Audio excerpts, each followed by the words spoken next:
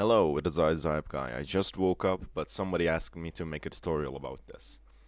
So, how do you set up your IDE to easily mod for generations? Step 1. Open your IDE. I'm going to be using Visual Studio 2022. New project.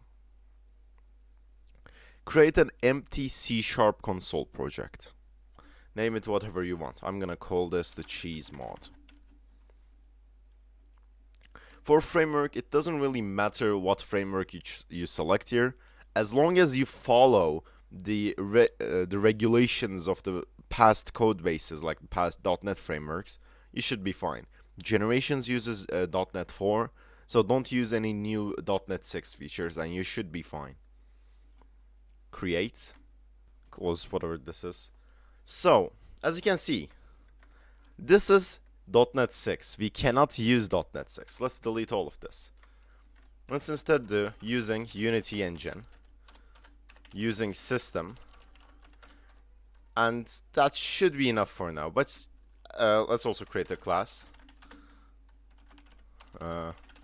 Cheese mod, mono behavior.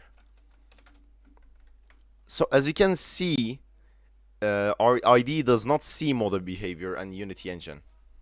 Obviously. Also, let's try to do public void start. And let's try to give ourselves an item, inventory.instance. You do inventory.instance.give item log 999 minus 1. And it doesn't understand what inventory is. So what you're supposed to do is go to your file explorer and find wherever generations is installed.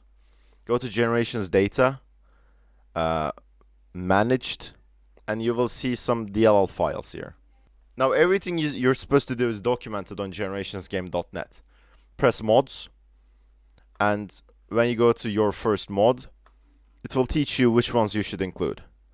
These are the ones you should include, including generations.internal.dll. Right click, add, project reference, browse, press browse, select your managed file. Now in here choose assembly C#, generations.internal, go down, unity engine.dll, unity engine.core module.dll, unity engine.ui.dll, unity engine. Where is it? ImGUI module.dll, and also you should choose physics module.dll. Add these, make sure they are all ticked, press OK. This will take some time depending on how fast your computer is, but after that your IDE will start working. Inventory.instance.add item. Also, to see what these things do, you could also check out the generations.net API reference. In here, it basically tells you what everything does. Inventory, add item, adds an item if you already have it. If you need documentation, this is the site. If you need helpful documentation, this is the site. Now that you're done here, copy your code, go to your generations folder, go to generations data, streaming assets, and here I have a few mods that I made already and some of them that the community made. Join the Discord in the link down below, by the way. Create a C# file, name it whatever you want. I'm gonna name it cheesemod.cs. Let's open this in our favorite code editor. Paste your code. Now, we will also create a JSON file. Call it whatever you want. I'm gonna call it cheesemod.json. The names do not have to match. You can name it whatever you want. Open it in your favorite code editor or text editor. Now, first of all, the name of the mod. The name of the mod is cheesemod. The author, just write your name here. The description, let's just call this test mod. And the most important part, files.